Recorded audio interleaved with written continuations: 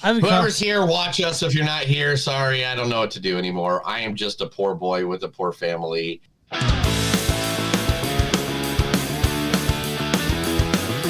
It's a show by Chris and Neil with all great movies. They are the real deal. We watch them all, so you don't have to. It's movies that don't suck and some that do. Ladies and gentlemen, boys and girls, listeners of all ages, welcome to a new episode. Episode 334 of Movies That Don't Suck and Some That Do. Featuring Neil and Chris. Woo, woo, woo. I just wanted to do something different. Yeah, it works out. It's fine. Yeah. But anyway, yes, today we are reviewing two movies like we do every time, every episode. And we ruined them in like the first 20 episodes, so please, I mean this is don't 6 go back years to ago those. now. It's all about. Yeah. Don't listen to those. Anyway, we're here to have fun and review some movies today. First, we will be jumping into a movie that Chris told me if we didn't watch, he was going to kill me and my babies. Which I guess my babies is my cat and dog. Yeah, I guess so. Well, I would eat them because that's the thing now. That's the thing. Yeah, everybody in Springfield eats cats and dogs. And we're talking about the movie Strange Darling, featuring the one and only Willa Fitzgerald. I know you're scared, but I'm scared. It's natural, but someone has an attempt made on their life. You know I was recruited by the FBI and Central Intelligence. Scored a 99th percentile in IQ, but only an 80% on the psych eval. You want to know why, you condescending asshole? Interpersonal skills? I lack the ability to tolerate horse shit. From Reacher. She plays a... Yeah, she's in Reacher. Yeah, I was going to say, that sounded like Reacher. I forgot she was on Reacher. She's so different than Reacher? She's so different than what she is in Strange Darling. Yeah. What's that? I was saying she's so different in Strange Darling than from Reacher. So I was like, oh, that is her. You know? Are we delayed? Yeah, it's called acting. Okay, I got you. It's called acting. Have you ever heard of acting? Yeah. These people get together and they read these things called scripts. She's good, man. And then they got to play different characters. Kyle Gallner. Is it Gallner? Gallner. Kyle Gallner is in this as well. I sure like this thing. You ever wonder what it feels like to the people you actually taser? Let's give it a whirl. What do you say? You know, I was just thinking, we're Neptune pirates, right? And this is like I'm making you walk the plank. Except instead of jabbing you with the sword, I'm sending 300,000 volts through you. Now jump. That's from Veronica Mars back like early 2000s. I had a hard time finding things where he just didn't. I was like, is that... So, like, there are things like he was... That's the biggest problem. He was in Scream, but his roles are a lot of brooding and not saying a lot, so it's hard to find him saying stuff. But that's what I found. He gives a lot of looks. Yeah.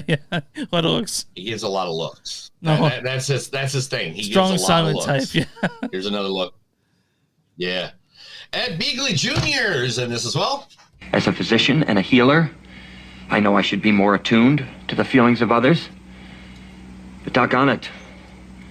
You know, whether I'm right, whether I'm wrong, whether I find a place in this world or never belong, I've got to be me. I've got to be me. What else can I be but what I am? I'll go it alone. Where's that from, Neil? I don't know. I didn't listen to half of it. People are talking in the chat room. Saint Elsewhere. That's where that's from. Oh my god! Yeah, I went back, dude. I'm not that fucking old, bro. All right. Like Howie Mandel was already a stand-up comedian. He wasn't a doctor when I know him. Also in this movie is the lovely Barbara Hershey as well. How do bad people end? Especially as to their common crimes. You have made me as bad as yourself. You seem to me quite good enough.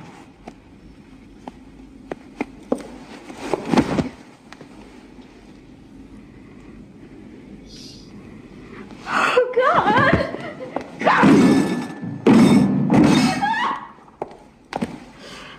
So you're going to weep after all. Have I ever complained to you? Of course you haven't complained. You've enjoyed your triumph too much. Portrait of a Lady from the 80s. Nice. Yeah, she had nominated for That movie is best supporting very actress in that. So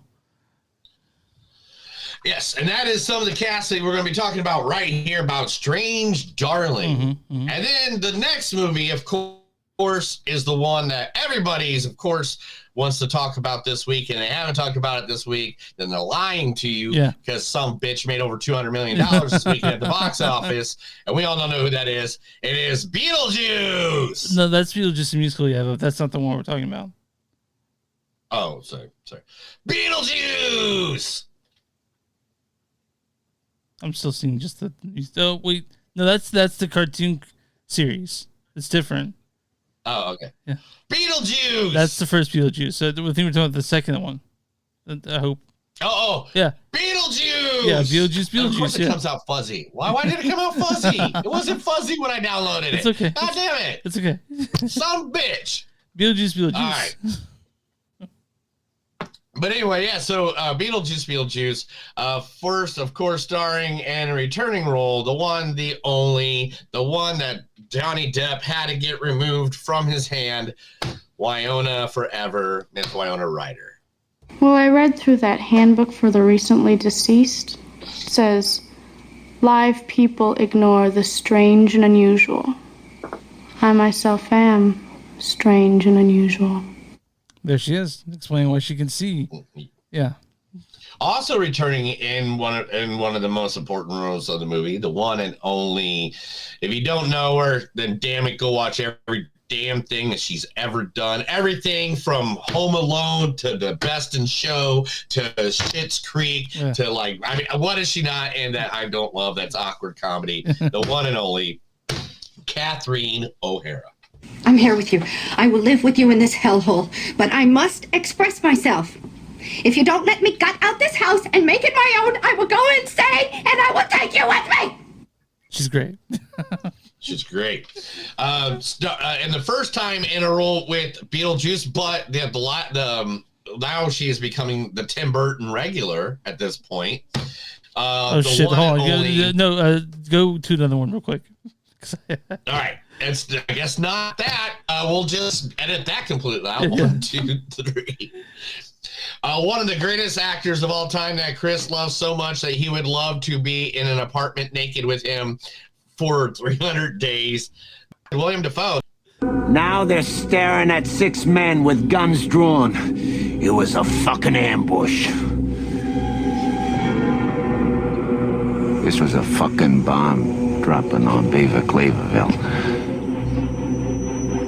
For a few seconds, this place was Armageddon. There was a firefight! Yeah. You don't have to pick that one. Now you can mention that other girl. You were going to mention, by the way. Oh, the other one. Okay, and someone who's now added into the Tim Burton universe who has been playing, killing it as Wednesday. They're filming that actually in season 2 right now. Yeah. And the one, the only, Jenna Ortega. Keep your voice down. Don't tell me to be quiet. I was locked in a dungeon down there. These old people are fucking crazy. I have to get out of this house before they keep me down. We need to find the keys to that truck. I never should have listened to you. This is all your fault. Rain, we need to stick together. I hate you. I hate you all so much. That was from X. No, really? Okay, gotcha. No, right. Seriously? It's you. You're overly obsessed with Mia Goth. And anytime you can put her voice in a clip, you will. Yeah. All right. I feel like I'm missing someone. Yeah, you're missing the most important. The name of the movie's named after. one of the greatest actors of all time. Oh, yeah. The guy who told you Johnny could be dangerously, the man who became Mr. Mom, the man who told you that the priest should not get away with sleeping with little boys, the one and only, the best Batman that ever walked the planet Earth, the one, the only, the ghost with the most, Mr. Michael Keaton. Well, I attended Juilliard. I'm a graduate of the Harvard Business School. I travel quite extensively. I lived through the Black Plague, and I had a pretty good time during that. I've seen The Exorcist about 167 times, and it keeps getting funnier every single time I see it. Not to mention the fact that you're talking to a dead guy. Now, what do you think? You think I'm qualified? So good. It's just so good. So good. We're just going to have him staring at us the whole time. I'm okay with that. Yeah, let's do that. Wait. How about instead? Oh, yeah, Bob. Bob. Oh, poor Bob. We're going to talk about Bob a little bit. It'll be slightly of a spoiler, but we got to talk about Bob. Poor Bob. He's the only cool guy that I know that can spell his name backwards. Anyway, Chris, tell them where they can find us. You can find us online at MoviesOnSuck.net. We're at Facebook.com/MoviesOnSuck We're at WTMNet.com. It's W2MSMoviesNet.com. You'll find us there. One of the bunch of cool podcasts. We have Instagram at MTS Podcast, or X MTS Podcast. We have a Patreon, patreon.com/MoviesOnSuck. We also have a bonfire, bonfire.com/MoviesOnSuck and something to do. You'll find stuff with our shirts on it.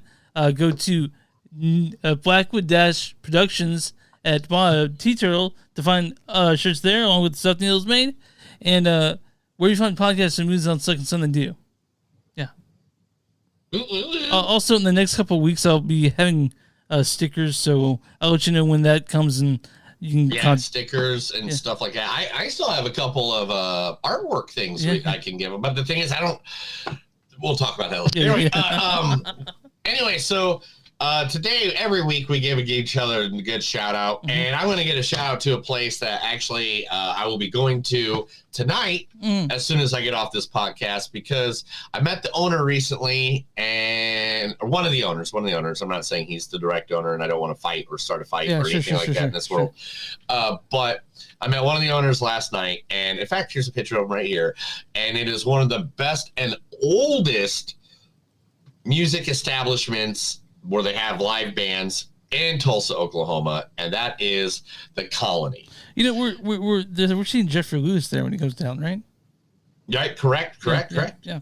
And so the Colony has been there ever since 1958. The Colony is a music honey hive in Tulsa, Oklahoma, and has been the heart of parties since 1958, frequented by legends like Leon Russell, J.J. Cowell, and Eric Clapton has made surprise plays at this wonderful, beautiful establishment many different times.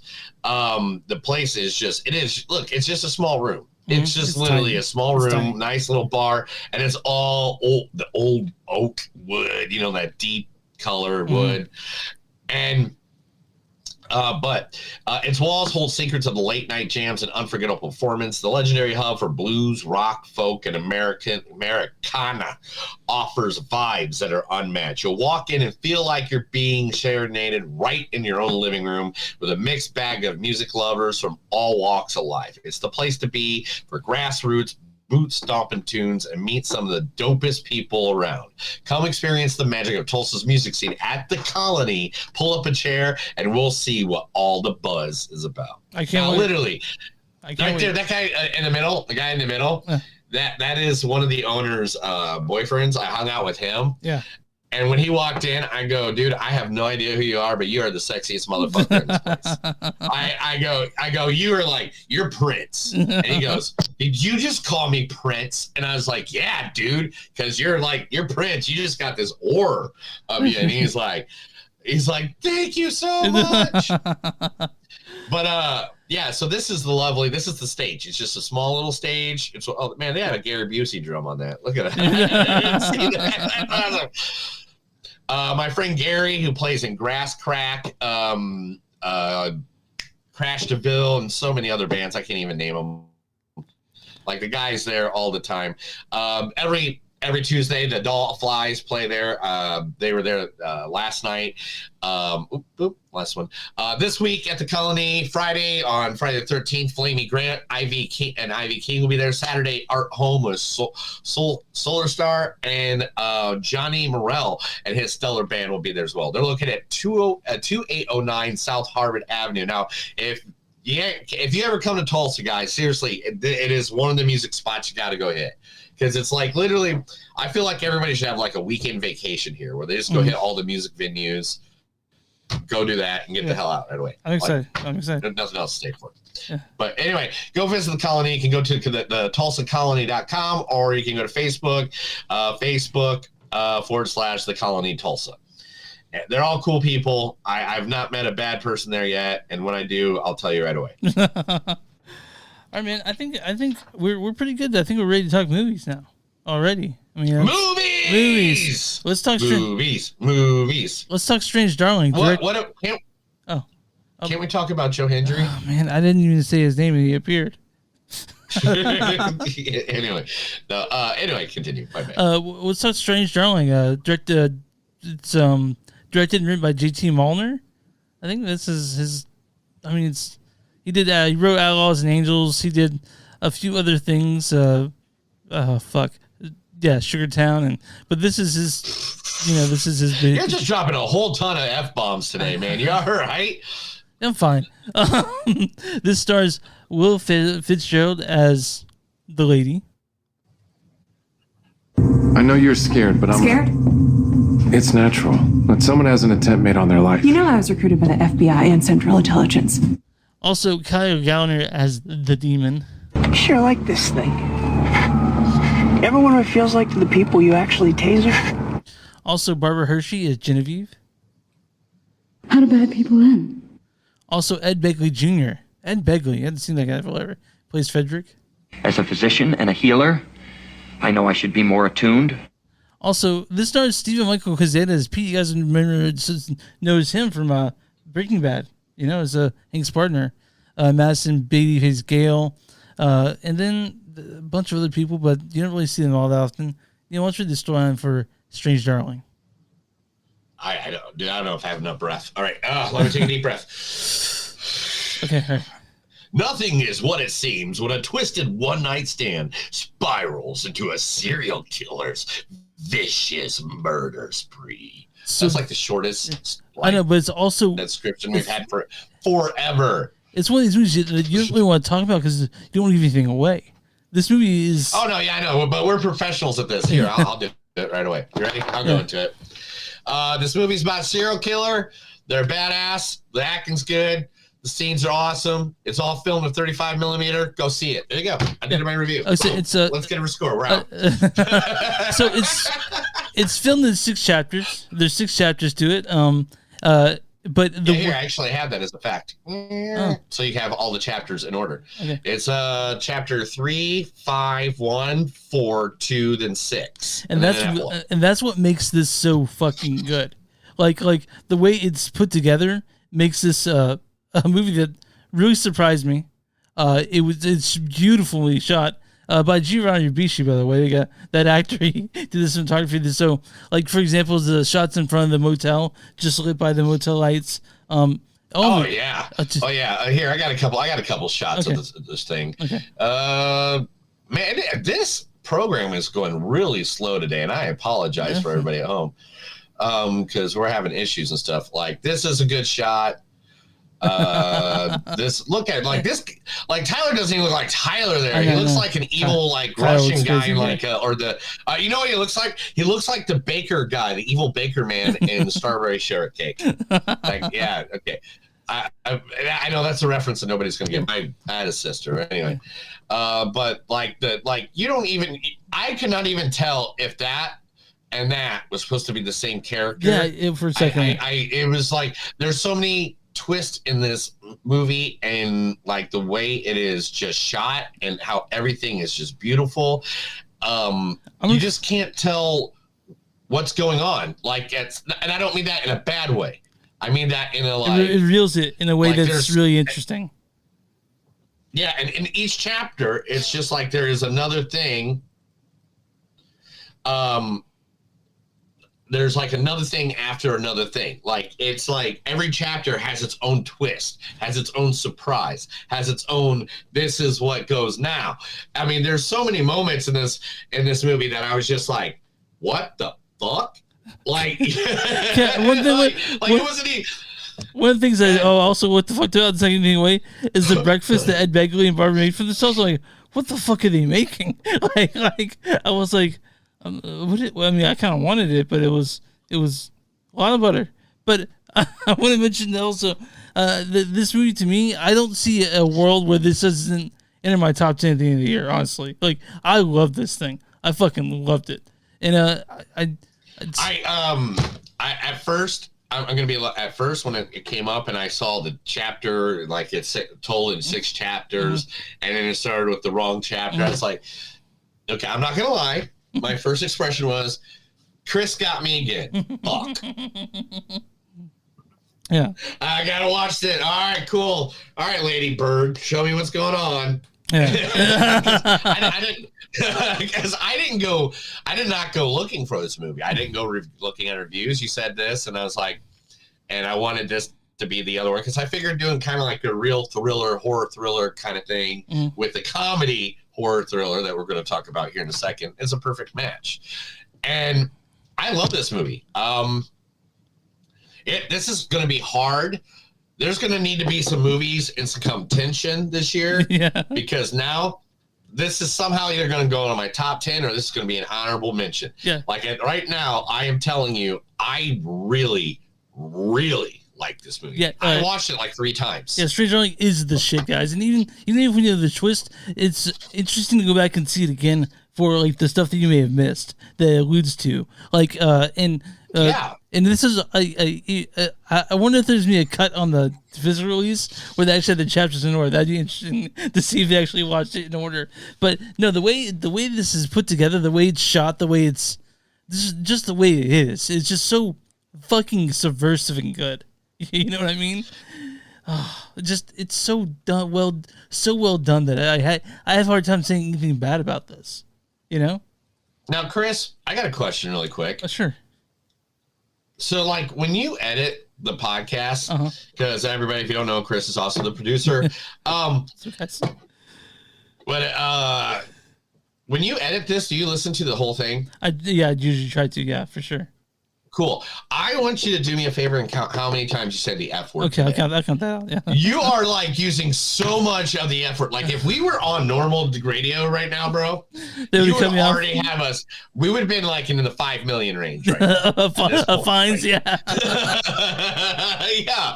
Like I don't know, man. Did you have a day? Like did you get someone? What's going on, bro? I did have a day. It wasn't bad, but it was busy. And I haven't been able to let loose to so you got that energy and you're just trying to get it out. Yeah, I'm just trying to get out. Yeah. Also, guys, we're filming this on Wednesday. The debate was last night. And so, we don't talk politics on this. You know that. I got a concept of plan, you know? But we came up with that rule many years ago. Yeah. We don't want to alienate listeners, you know? Anyway, back to the movie at hand. Strange Darling. Strange Darling. Now, the acting in between Willa and Kyle was just awesome. Like, there's so many scenes that it was completely different than what it was like the scene before. Like, they gave so many different kinds of performances just with the two of each other. I know. It's like, oh my God. I think I'd have to say there's like at least 3 completely different types, and I mean like where one's the aggressor and one's the the one taking it, and then like and then it flips to where the other one's and like this is actually the acting in this movie was ridiculous. The whole the whole different surprises that are and again there's surprises in each chapter, so even if we accidentally tell you part of one or something like that, it doesn't matter. Whatever. We could explain this whole movie to you, and to be honest, still you would watch it and have a great time. Yeah, it's like nothing I've ever seen before. Honestly, like I have. It's called Pulp Fiction. But anyway, Yeah, I got where he got the idea of doing like everything out of order. I mean, like Memento, Pulp Fiction. Rarely is it. Rarely is it. List? You want to keep me listing? But rarely is it done this well. I gotta say, like. No, that's what I'm saying. Yeah. This is great. The guy, whoever did this, what was his name? Joe Bob Franklin. JT Molnar. JT. I was close. Yeah. JT, Joe Bob. It was right next to each other, guys. But this was one of those that just like it got me. The story was cool. Mm-hmm. The way it moved, the way the action went, the way just the way it looks. It was so fucking well shot. That grittiness and that 35 millimeter grittiness too. God, dude, that's really cool. Yeah, seeing that in theaters is incredible. You know, like just seeing in theaters like that with the pop and all that, it was great. And I'm sure that you can get that with television. It is like I would say like get a group of friends and watch this. Or even you can watch it yourself too. Yeah. But like get a group of friends or a couple people to watch this with you when it comes out if you don't make it to the theater. Like this is 100%. It's worth going to the theater for, but it's almost at the end of its run, to be honest. Yeah. Because there's like one showing. Hopefully it gets nominated for something so we can come back to theaters for people. Because this movie, it's a small movie. It was an indie film and it flew under the radar, but it's so much better than a lot of the shit they came out large release. Like this, the Crow came out large release and Strange Darling didn't. You know what I mean? Like this, I had to go to Screenland to see this. Wait a minute, are we talking about the 1994 movie The Crow? We're talking about. Oh, there's a Crew that came out this year. I don't know if we talked about that or not. I don't think I erased it from my memory. Okay, but yeah, Strange Darling. But anyway. You guys gotta see this movie. Do you know what's gonna be my top one of the top 5 worst movies of 2024? Bet you can predict it. Yeah. Anyway, dude, that's I can't believe. We don't. It's not going on. Okay. Wait around New Year's. We'll be having our best of and worst of, or go back to listen to the episode. Was it 332? Yeah, 331. Yeah, 332. Yeah. One of them. Yeah, 32. Go back and listen to that. You can hear all the references on that. But this one, Chris, what do you give it, man? 4.7. That's how I give it. Easily. Yeah. Easily. Yeah. I'm right there with you, bro. Yeah. Easily. But oh my God, I would even say 4.8 even. I mean, it's really. Yeah, I'm just gonna go 4.7 on it because I'm not gonna argue. You can go 4.8. That's your opinion. Yeah. I fucking love this thing. But This 4.7, like easily. This is probably one of the best thrillers of the year. Yeah, easily. I told Neil we hadn't seen it yet. I was like, I saw Strange Darling last weekend, and I'll be honest, this is me on top 10. He's like, well, we got to do it for the show then, so we can talk about it. And I was like, because I was gonna pick The Killers, which we'll be watching next Killers week. The Killers game. Yeah. The Killers game, because there's no way we're not gonna miss Batista, especially after he just dropped all the weight and like how positive he's becoming. I know, but it's Batista. It's basically Drax and Mantis again. Cause she's in that movie too, so it's nice to see. You know. No, it's not. Yeah, Call Me the Thief is in the Daily Killers. Yeah, she's in that movie, but no, the main person's the person from Rebel Moon. Oh, great. Okay. No. Yeah, no. The word around the water cooler, since I make the news segments and all that stuff, is that their chemistry together is ridiculously awesome. Okay, good. I hope it. So I have a lot of good feeling about that one coming in. All right, Neil, you give this 4.7, you get 4.8. I'm on RottenTomatoes.com right now. What's the audience score for Strange Darling? Oh, it's definitely got to be certified fresh, like 73%. 85% from the audience. Damn, I went lower than I thought. Isn't it certified fresh at past 70? Past 75. 75, damn. Okay, what is the 78? I should have said 78. Yeah. Okay, what is the critic score for Strange Darling on RottenTomatoes.com? Certified fresh at 82. At 95%.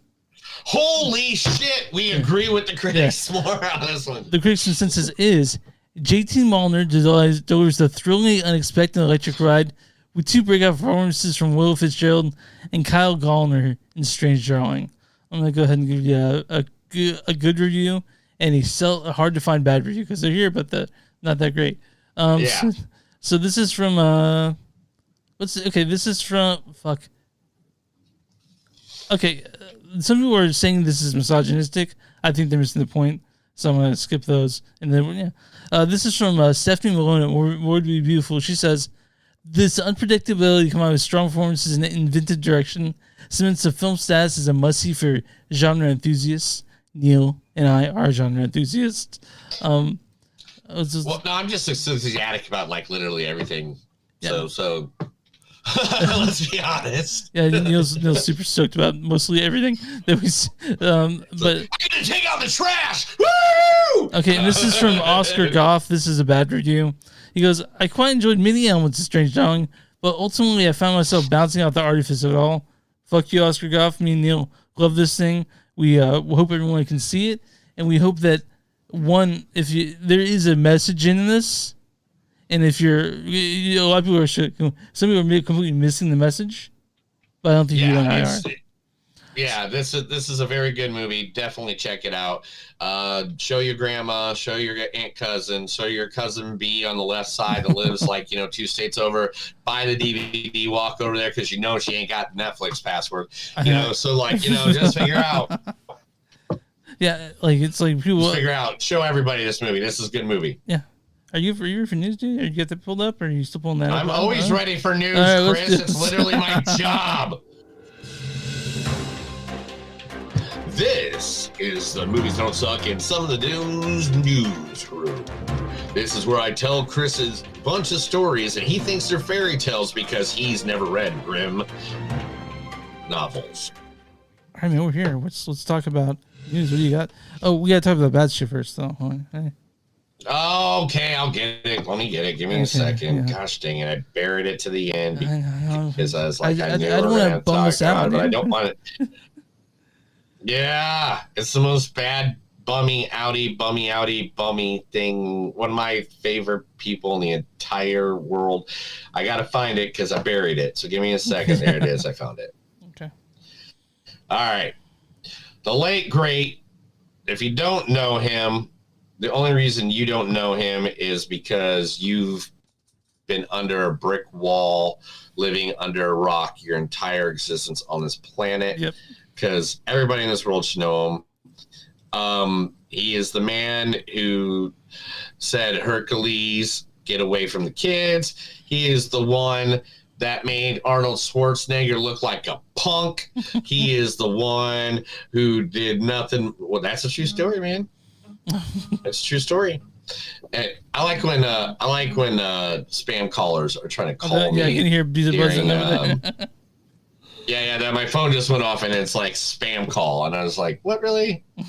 Why you be spam calling?" The one, the only, one of the greatest voices. One of the reasons this microphone is actually in front of my face because his voice work, his was like I always try to act like him from his characters from Darth Vader, being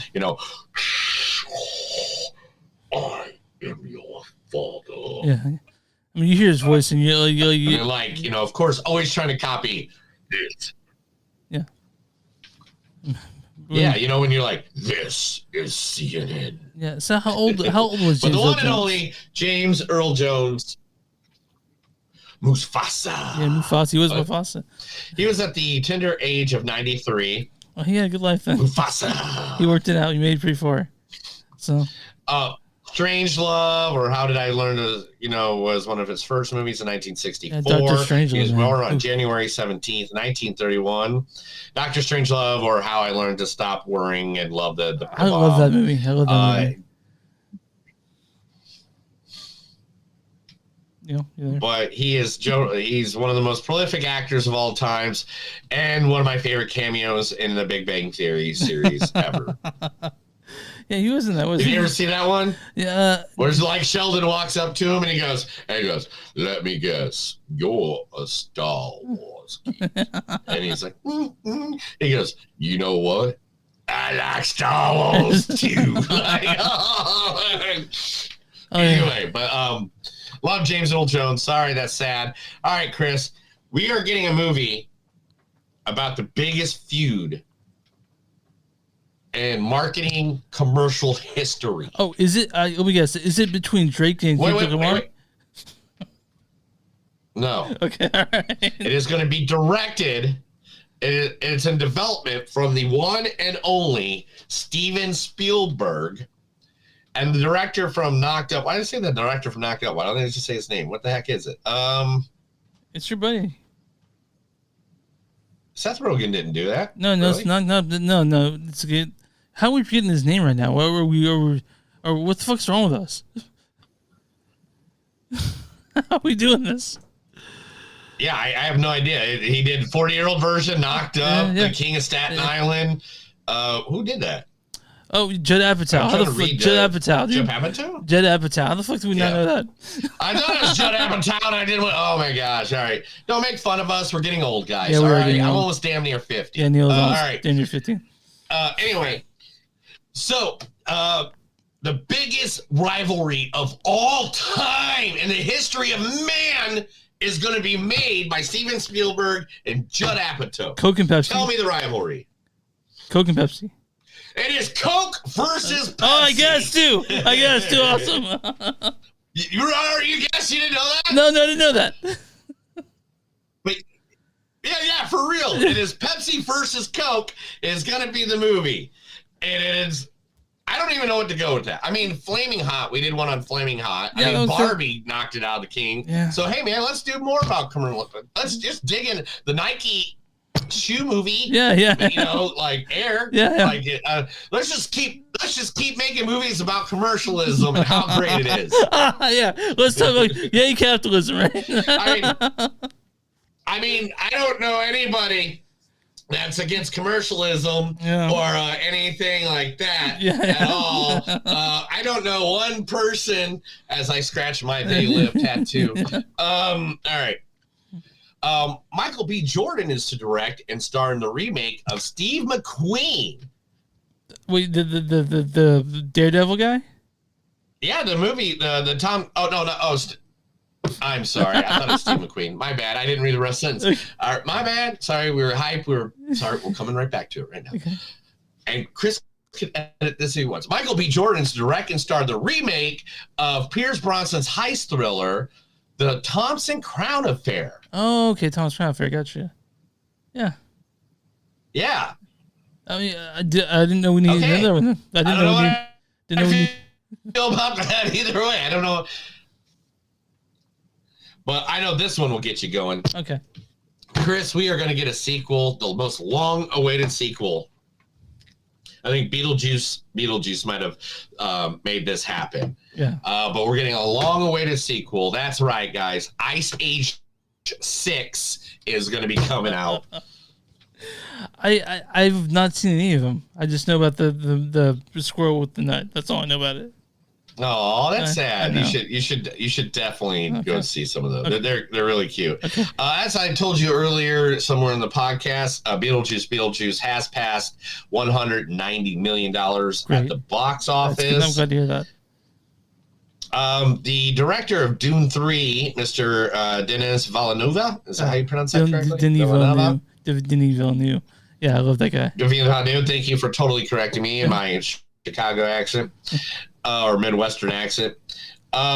Anyway, he addressed that the third movie will be his final, but don't hold out for other adaptations. He goes, don't think other adaptations are not coming. Just because he's leaving doesn't mean they're not going to tell the rest of the story. Well, I mean, like he did the first book, and that's all he wanted to do, and then they're like, "Well, did you must?" I was like, "Okay, but that's it." So after that, I've only read the first Dune. So I don't really know anything after that. I just know it gets fucking weird as shit. That's what I know. Yeah, I know. Yeah, but you know what? Sometimes people can go down the wormhole. Yeah. Gotcha. You know? Yeah. The sand wormhole. Yeah. The Community movie is getting delayed again. Fuck. This time doing tax credit. Something about a tax credit. Now, a new report from The Wrap reveals that the Community movie is set to film in the state of California. The expenditures are set at $6.3 million. The production will ultimately get back $3.3 million as part of the state tax credit program. It should be known that $16.3 million is not necessarily the amount of the final budget, though. So they may pause, and it looks like that strike. If the strike didn't happen, it would have been done already. Yeah, so I think this is something like that's the problem. They will start filming in 2025 or something like that, right? Yeah, it was supposed to be out in September 2025. Oh, man. Originally, but I think the strike just effed up everybody's schedule so much, which it's understandable, right? Yeah. I'm not going to bitch at him for that. People need to get their money. Shooter McGowan is not the only returning person besides Adam Sandler to the Happy Gilmore sequel. Carl Weathers come back, right? All right, sorry. Carl Weathers is dead. I know, I was just around.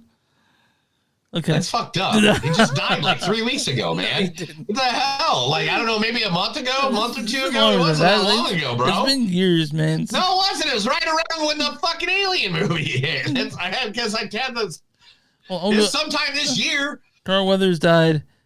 Yeah, it was. I'm February. I'm sorry, guys. He died in February.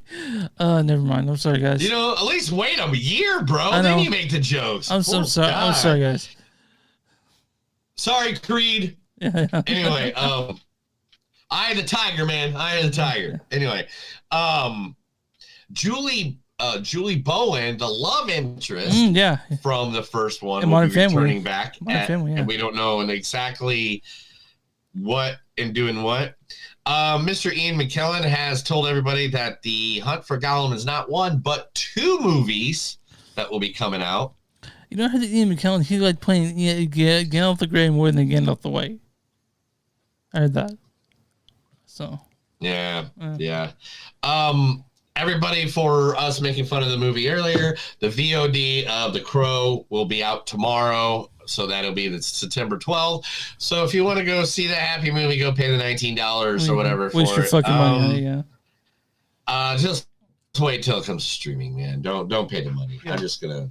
I hate to do that and not support someone's art, but anyway, we'll just continue, and you guys can yell at me later about that. Barry Coogan.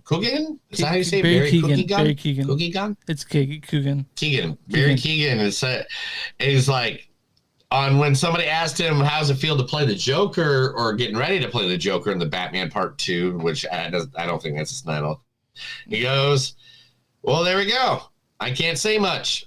The camera, you got your camera right on me right now, right? Yeah, can't say anything. We'll see where that goes. Again, it's an incredible experience, and I can't say anything else. So obviously, he's in it as the Joker. We get the Joker, a different version of the Joker. Mm-hmm. Maybe, hopefully to God, his face isn't painted on. Oh yeah, let's hope to God. All right. A24's had the worst movie preview of all time this past weekend with the movie The Front Room, with $1.3 million at the box office. That's like the first thing that went down. Like usually they're in like right up there, right? Yeah, it's I don't know. Like Neon did really well this year because the 2 good movies back to back, and then the last thing they put out that was really big was a Civil War, And so I'm not quite sure, but I mean I'm still a big A24 fan. In fact, if you look up here, I'm still a member of the Triple A24 right here. Look at the screen right there. I got the membership card right there. So you should get that A24 logo like completely tattooed right above your right nipple. I'm not gonna do that. Yeah, dude, just right here, like right over your heart. Just put it right over your heart. I mean, I love indie film, but I don't love it that much to get tattooed. What about a tramp stamp? Maybe. What about a tramp stamp? That'd be actually way better than what. I'll do the tramp there stamp. you go. There's my boy. I know you like the tramp stamps. All right. I know what you did last summer is eyeing to replace Kamala Mendes, who was originally going to be in the movie, with the Bodies actress, Chase Sue. So they're already getting that. We're already getting that replaced. So, I mean, that was just last week. We reported on that. Did Kamala Mendes, was she also in Scream and she left that too? Or asked to leave that? I can't remember. I don't know everything all the time. Gotcha. If it's not in front of me on this paper, I don't know. But yeah, I think it was. I think if you're right, it was. It was her, and after Jenna left and the other one got fired. Oh, great. No, actually, that wasn't her. We can look forward. Go ahead. Sorry. There is a script. It looks good. And I'm all for it. Mr. George Clooney and Brad Pitt are eyeing a return to their most famous set of movies with giving us Ocean's 14. I hope it's good. I mean, they've had some bad ones. Okay. Yeah. Well, they had one bad one. Okay, yeah. And that was Ocean's 8. Okay. And Oceans 11, 12, and 13 are amazing. So don't ever... Okay. I watch them all the time. I really think sometimes 13 is better than 11 just because of Al Pacino and the... Okay. Oh, man, I love... I mean, maybe... Oh, you're going to give me the Billy Martin. Pass. Yeah. Anyway, but the statement is you have to understand that even though Ocean's 8 didn't do the best, now we have Awkwafina, Sandra Bullock. This is from, let me read the exact quote. With Sandra Bullock's character being a member of the Ocean family, and Elliot Gould, Quinn Sabi, having cameos, and there's other members that we can use, like Kate Blanchett, Anne Hathaway, Awkwafina, and Renee can all add to our Ocean's family in a movie. So they could have like the cameoist of most all cameoist movies of all time, because you already got Matt Damon. Yeah. Because who's in the original Ocean's 11? I mean, Bernie Mac passed away. Yeah, the guy who played Sal passed away. So then you still have Matt Damon, Brad Pitt, George Clooney, Casey Affleck, Eddie Izzard. Seriously, that's a good group of people right there. And then you add those ladies onto it. Yeah. And then you got Julia Roberts if she wants to come back, or Catherine Zeta-Jones if she wants to come back. Like, that's an all, dude. I mean, that could, I would watch that. I wouldn't care if all of them were just sitting around the table coloring a coloring book. Well, I mean, it's exciting. I hope it's good. So guess what happens when you're a major actor in a Marvel universe and you beat someone? What's that? You go to Comic Cons charging $140 for your autograph because nobody will hire you. God damn, that's a lot of money. Jonathan Majors, previously known as Conqueror Kong, or Kong the Conqueror. Gosh, Kang the Conqueror, yeah. Kang the Conqueror is now charging $140 for an autograph at cons, and nobody's going to his table. Because he fucked up, man. He fucked up big time. Yeah, I feel sorry for him. Let's see here. Let's get a couple in really quick, and we'll finish this off, and let's get to the greatest movie of the year. All right. Joker, and the Joker movie is hitting theaters early for IMAX showings. It will start on for one night only on Monday, September 30th, which is Logan's birthday. So you can't see it? No, I'm thinking that's what I'm gonna get him as tickets to okay. see Okay. Joker. All right, so guys, IMAX theater only will be showing a Joker on September 30th. So that's an early date for you. Orlando Bloom went through a match of weight lost over 80 pounds for his new boxer movie coming out. Disney is getting sued 8 years later for over the appearance of Grand Moff Tarkin in Rogue One movie. They're getting sued by the studio that owns his rights. It took a while. What is it? London-based film company Tyburn Film Productions owns the rights to the actor Peter Cushing's likeness. So they're suing the hell out of them. That's great. And last but not least, I know it started on a sad note. We're going to end it on a sad note. The great legendary actor Kathy Bates has revealed that she will be working on the CBS series Matlock, which is the reboot of the classic Matlock. I don't know how you're not good. How are you going to do it without Andy Griffin? You better have someone in there, unless she's going to be Matlock. It'd be funny if she's like, yeah. But she has stated worldwide that this is her last dance. So if this show doesn't succeed and there's not a second season, this is the end of Kathy Bates' acting career. Well, she had a illustrious one. We all loved her. So, right? We miss her. Oh my gosh! Right? Like what are some of her great movies besides Misery? We all know Misery. What besides that? Name a movie you. I mean, besides Misery, about Schmidt. What movie? About Schmidt. Oh, Dolores Claiborne. Yeah. I said about Fried Green Tomatoes. Yeah, she was not. I liked her arc in The Office, of course, as a LaWanda. Woo! Yeah. Anyway, what would be another one that she had so many greats. About Schmidt. I just said that. Yeah. Oh, that was a good one. Oh, did you? Okay, you keep on going in and out. I'm sorry, man. I don't know why. Like, because your equipment is cheap. It's not cheap. I spent way too much money on this. I know. It's not at all. Oh, all right, guys. The Water let's Boy. wrap it up. That's the news. All right.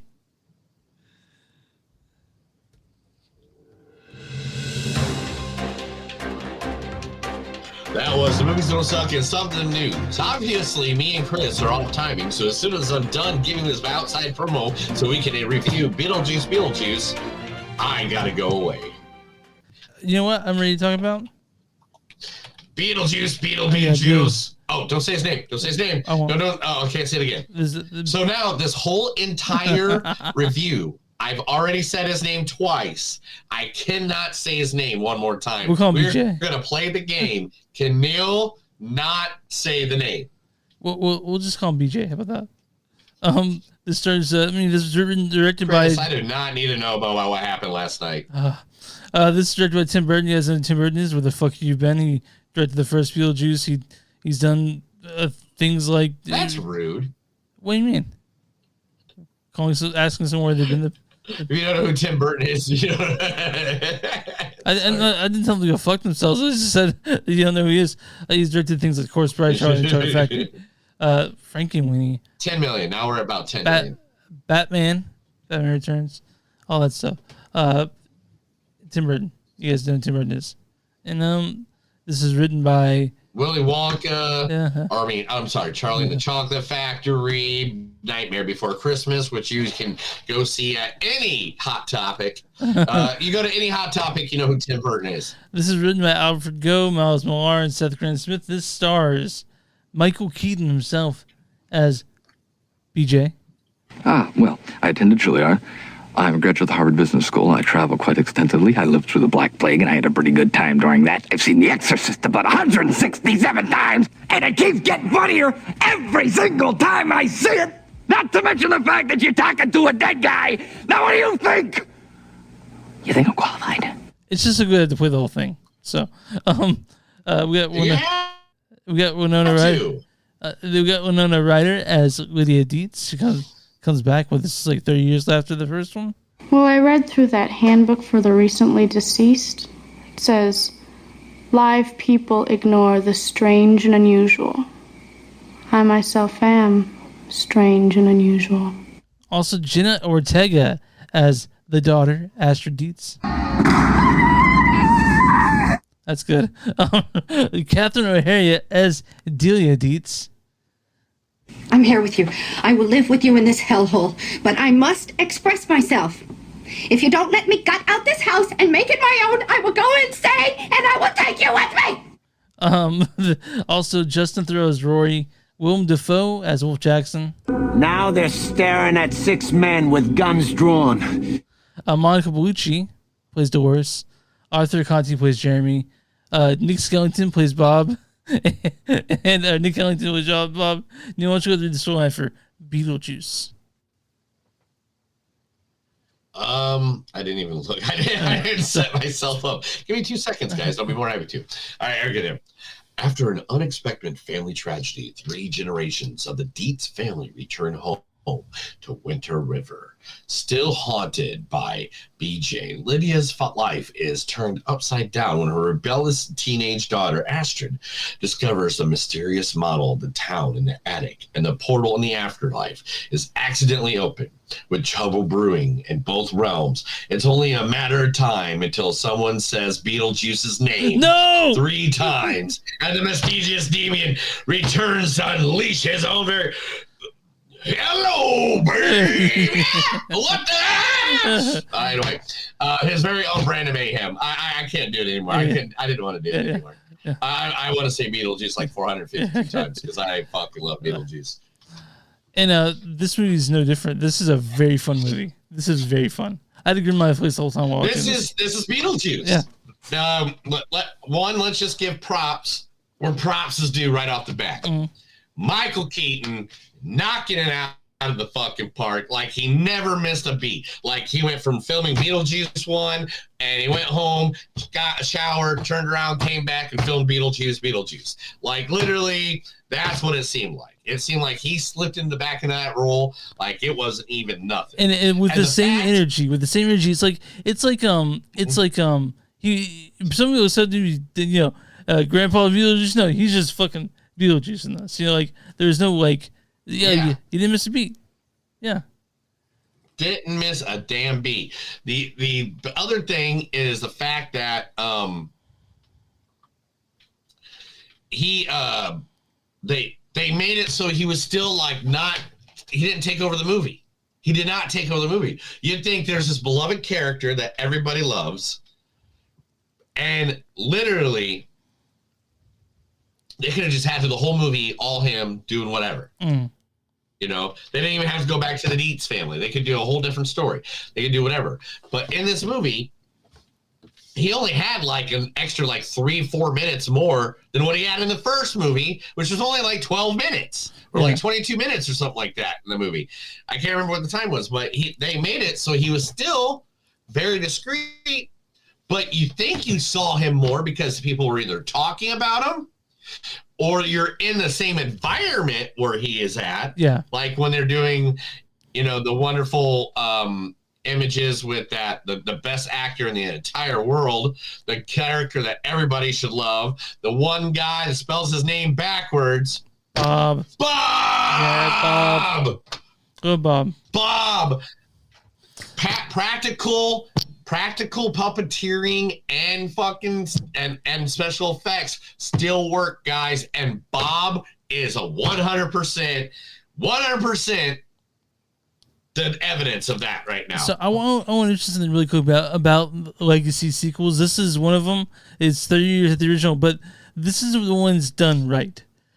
Like we didn't. Yeah. We everyone wanted a sequel for Beetlejuice, but we didn't get it for a long time. When it came back, it wasn't treated too seriously. This was just fun, and that's all we wanted. Just a fun movie, and that's what we got. Like the world wasn't fall apart. This wasn't super serious like some of the like sequels. This is exactly how I want it to be. Beetlejuice makes like I don't. A lot of people shit on like sequels. So this is just so fun. I don't give a fuck. Like, this is a fun movie all the way around. Yeah, this is like one of those movies that you're just like, yeah, dude. Like, it's.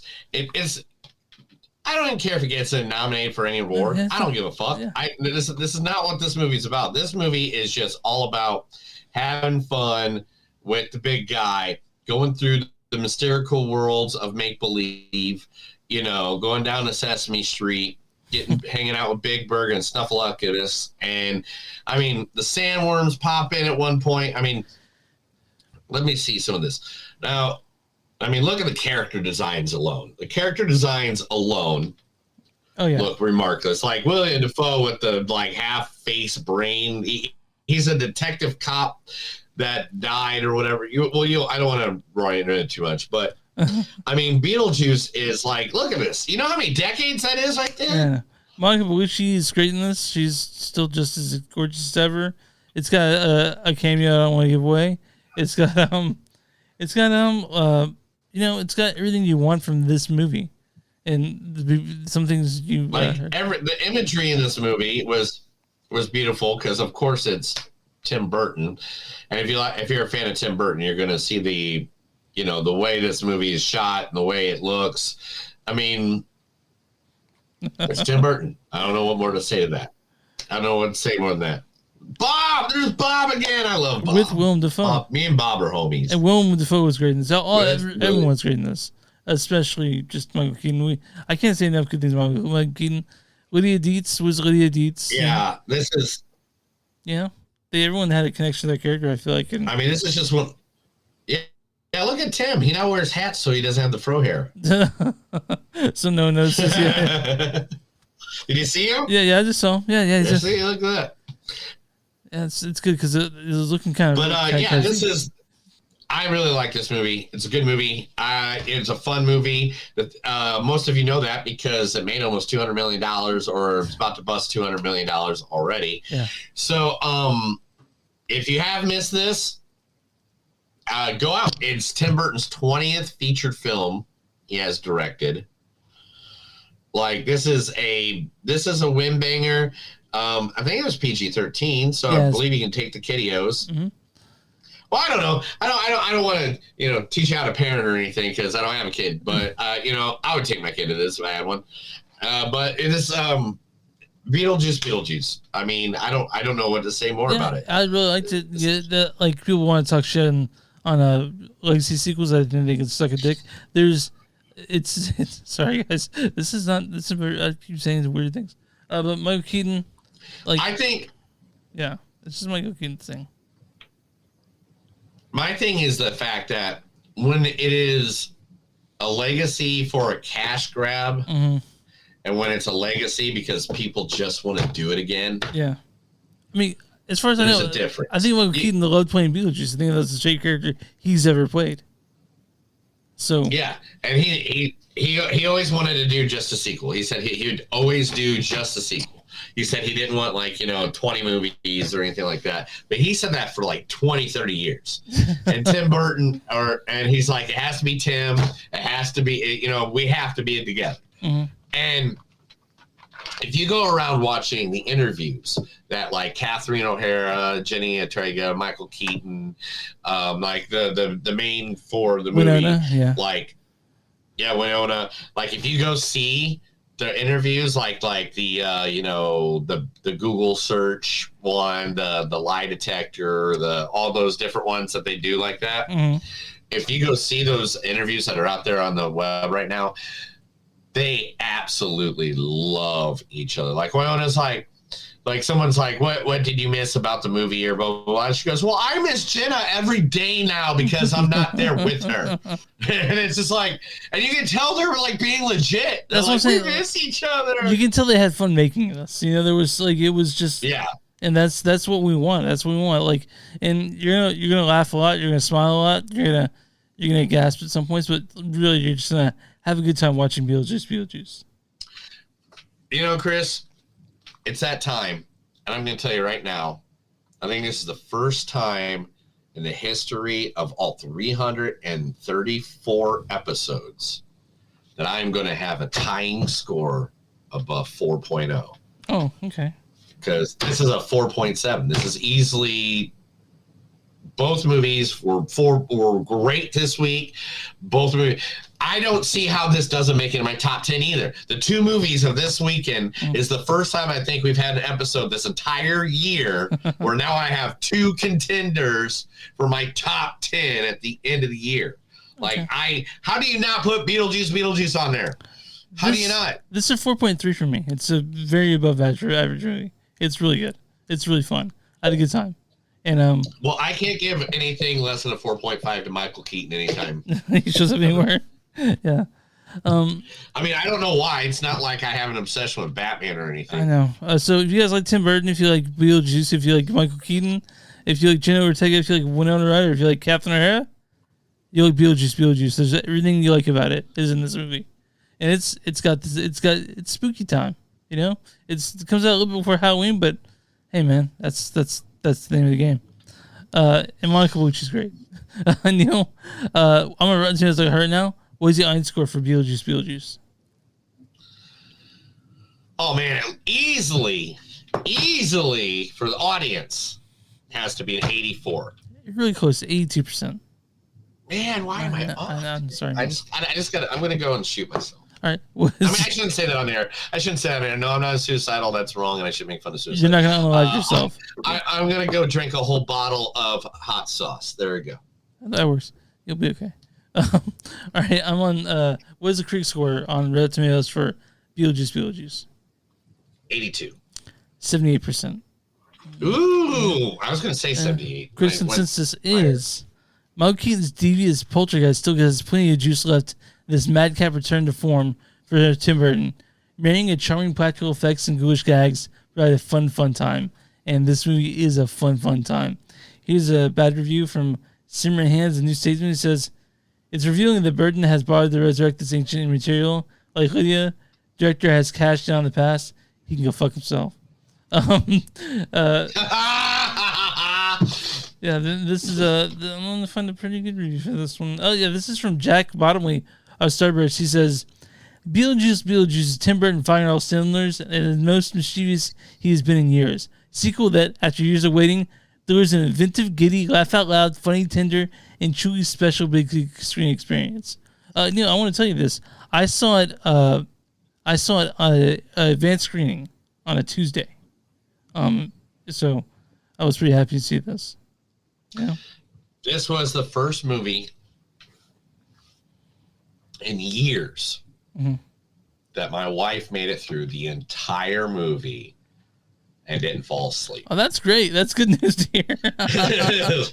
Well, one, usually the theaters are now so cold that she has to bring a blanket even to go in there. She does. And like she'll put the blanket on. As soon as she puts the blanket on, she lays on my lap or my shoulder or whatever. Of course, she's freezing. Yeah. I mean, when you got to wear you can't wear 2 sweaters to go inside a movie theater when it's 105 out. I see people come in PJ pants and pillows and blankets, and I'm like, they're living their best life. But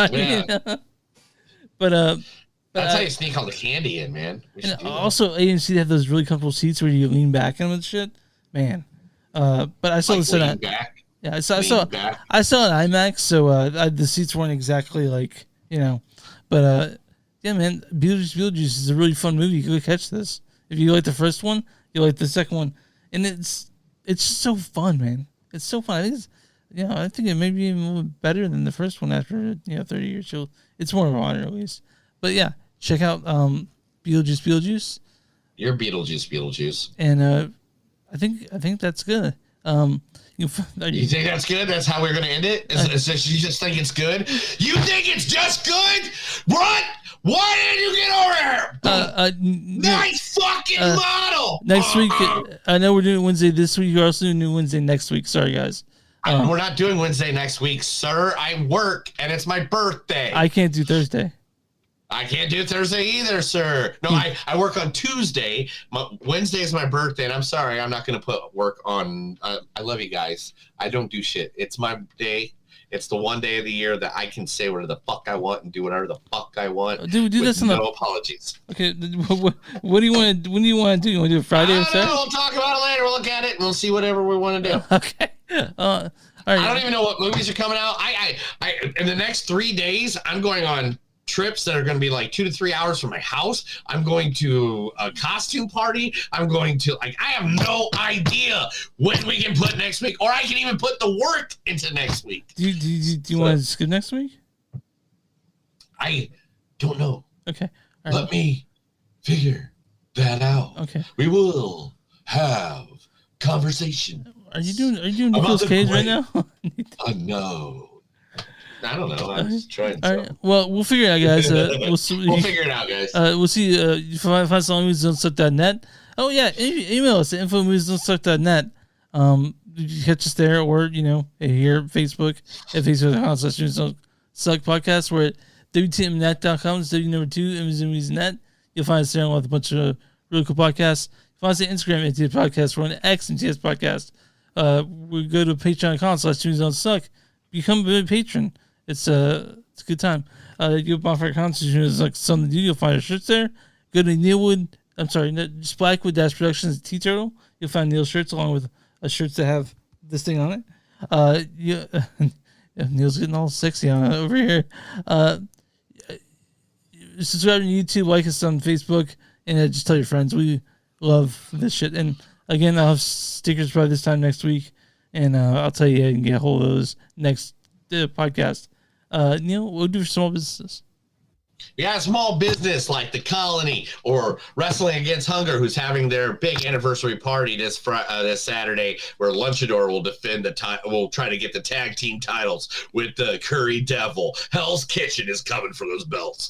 But anyway, whoever you are, go to our location, tell us in person, email us, message us, tattoo it on the back of Chris's head. He loves his tattoos. I do. Maybe a tramp stamp. He needs a Perhaps, tramp stamp. We need to give him one. Yeah. But anyway, let us know. We'll be more than happy to advertise you to our thousands of listeners and our millions of followers right here at Movies Don't Suck and Some to Do. You ready out here? I got stuff to do. That's another episode of Movies Don't Suck and Some Do. My name's Neil. And I'm Chris. And remember, guys, no matter how strange your darling happens to be, sometimes if you say 911 3 times, they'll take her away. Have a good time.